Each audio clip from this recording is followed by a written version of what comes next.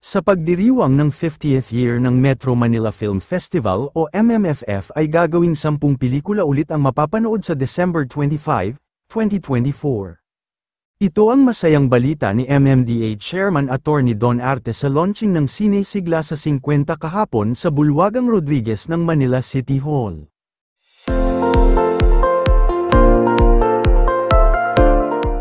Base sa 39 scripts na isinumite sa MMFF ay napili ang 5 at ito ay ang mga sumusunod.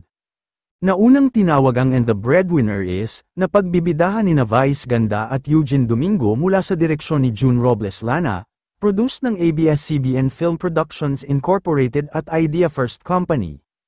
Sunod ang Green Bones ni Sofia Pablo at Dennis Trillo handog ng GMA Pictures sa direksyon ni Zig Dulay.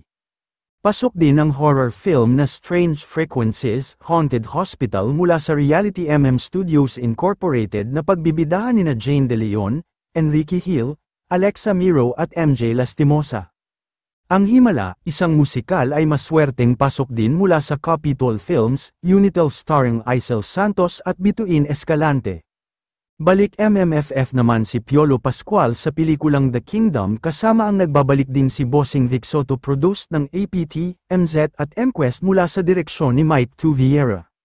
Samantala, sina Jake Ejercito at Isabel Daza ang nagsilbing hosts ng Sine Sigla sa 50 na dinaluhan ng mga producers, directors at ni MMDA and MMFF Chairman Attorney Don Artes, Manila Mayor Honey Lacuna Pangan, Manila Vice Mayor Yul Servo, MMFF Executive Attorney Rochelle Macapili Ona, Mowel Fund CEO, Boots Anson Rodrigo at iba pang execums ng MMFF at ang First Lady na si Liza Araneta Marcos. Sa pagdiriwang ng Sine Sigla sa 50 ay umaasa ang lahat at ang Cinema Exhibitors Association of the Philippines o CEAP na madaragdagan ang dating 800 cinemas na nagbukas noong 2023 na sana ngayong 2024 ay maging 900 o higit pa.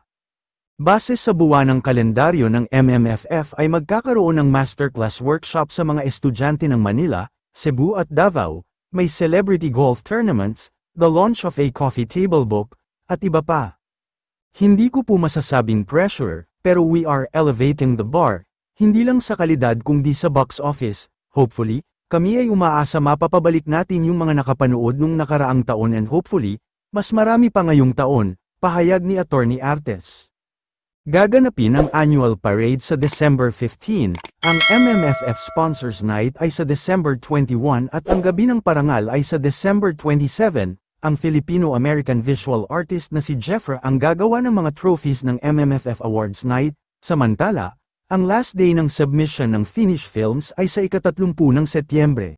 Panuorin natin ang video ng pag-announce sa first 5 movies na nakapasok sa MMFF 2024.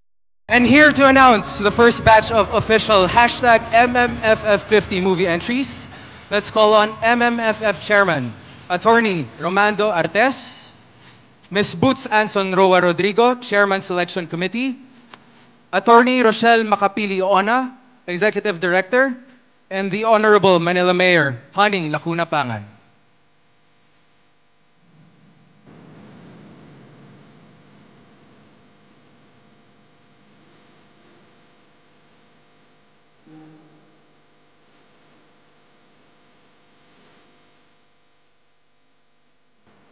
To announce the first entry for the 50th MMFF,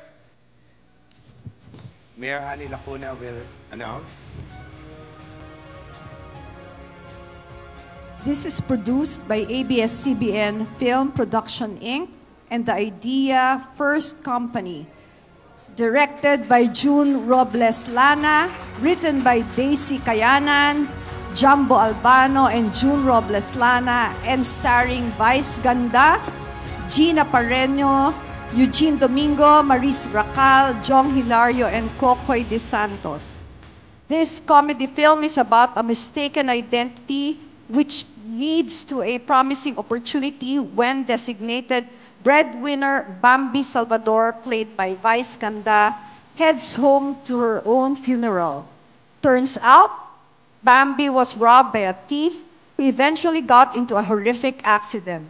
Face crushed, but with all of Bambi's belongings, leaving the authorities and our family to presume it was her. With a 10 million insurance claim under her name on the line, Bambi may finally reclaim their home that was mortgaged due to piles of debt. Bambi, together with her dysfunctional family, decides to keep the ridiculous act of her death in order to claim money that will solve all their problems. Now, Bambi has 40 days to play dead to keep her family alive with or without her. And the breadwinner is...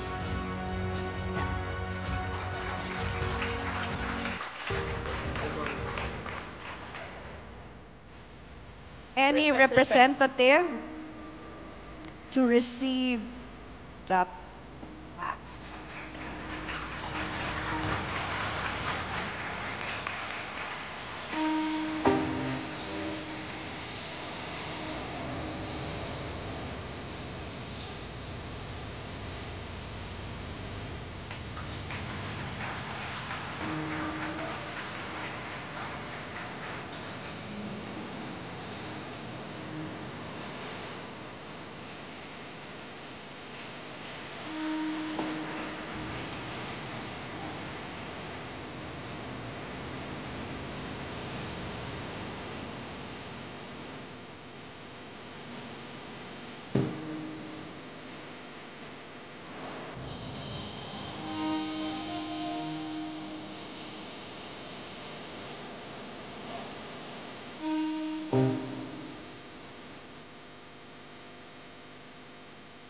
This suspense drama film is about a notorious criminal, Domingo Zamora, imprisoned for the grisly murder of his sister and niece, who will soon be released from prison as he had accumulated good conduct time through his stay in prison.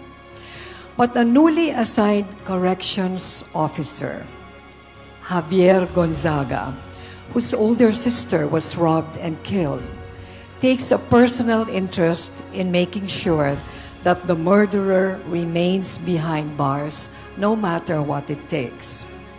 Javier knows that Domingo is bad to the bone, and there's only one person in his life who was truly noble, his sister, whose green bones he still carries in a pendant. Will Javier succeed in proving his hunch?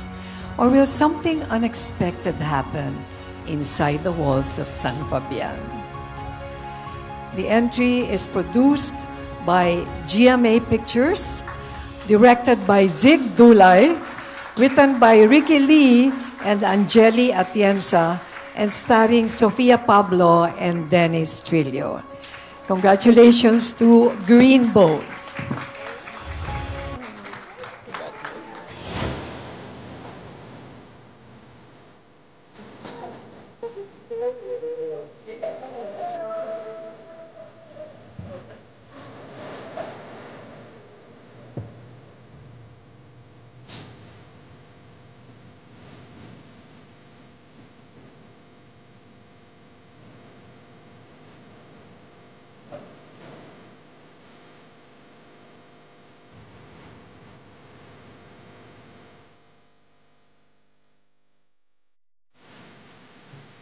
The third official entry.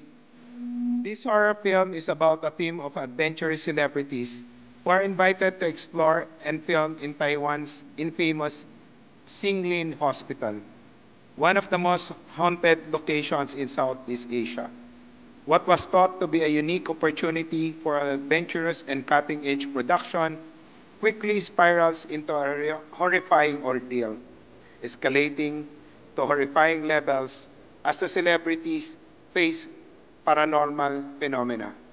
In every halls, room, and floors, reek presence that makes every inch of their bodies want to scream and escape.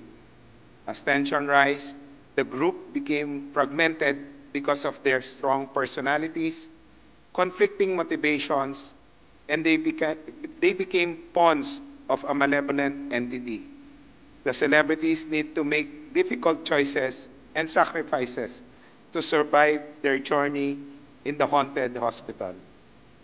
Produced by Reality MM Studios, Inc., directed by Kerwin Go, written by Kerwin Go, Dustin Celestino, Liovic Arceta, and starring Jane De Leon, Enrique Hill, Alexia Miro, and MJ Lastimosa. The movie is Strange Frequencies, Haunted Hospital.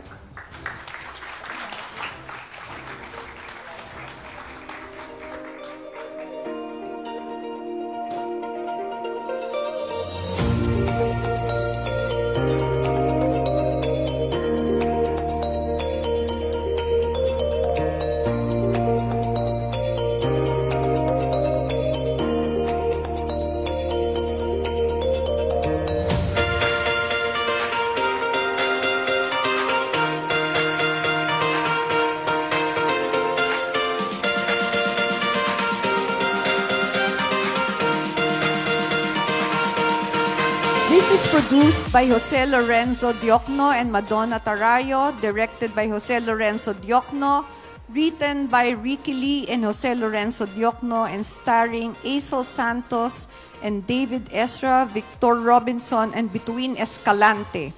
This musical film is a story about Elsa, a simple woman from the barrio Kupang. During an eclipse, she hears strange sounds calling her and telling her that she has been chosen by the Blessed Mother to heal the sick. When news about her ability to heal people spread, her small barrio became a pilgrimage site for people who wanted to be healed from their physical sickness. As more people believed in Elsa's ability to heal, her relationship with her family and relatives and the people in the barrio changed. The music and lyric of the song in the films give the life to the story about the difficulties, hope, and unending questions of the people about life and true miracles. The last of the four, oh, you're announcing five, is Himala, isang musical.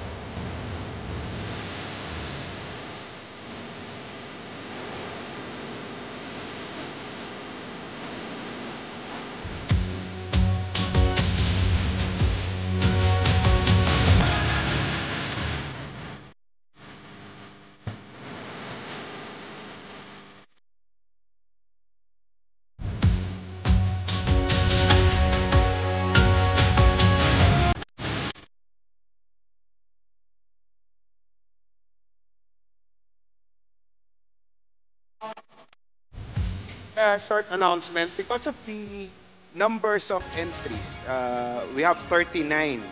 So we decided that we will make, instead of 8, we will make 10 entries and we'll be announcing 5 today.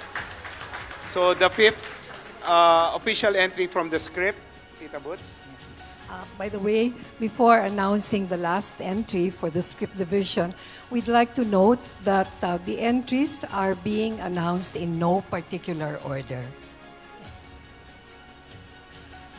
This action family drama film tells the story of Lakan Makisig, called the Kingdom of Katagalugan, who is anxious about who among his 3 children is the rightful heir.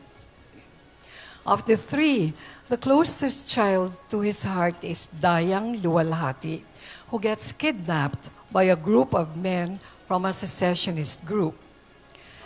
The Lakan mobilizes his army to save the kidnapped child, but to no avail, even claiming the life of his eldest child. Later, Luwalhati was saved by an outcast man accused of being the kidnapper when he brings Luwalhati back to the palace. Facing imminent death, Sulu calls for a duel, invoking an ancient law where one could challenge another to death in exchange for freedom. The Lacan is killed during the duel, and later it is found that the eldest child of the Lacan is the one who staged the kidnapping to eliminate his sibling. In the end, Luwalhati was crowned as Queen of the Kingdom. This is produced by APT Entertainment Incorporated, MZ TV Productions Incorporated, and MQuest Ventures Incorporated. It is directed by Michael Tuvera, DGPI, written by Michelle Ngunario, and starring Vic Soto and Piolo Pascual. The title, The Kingdom.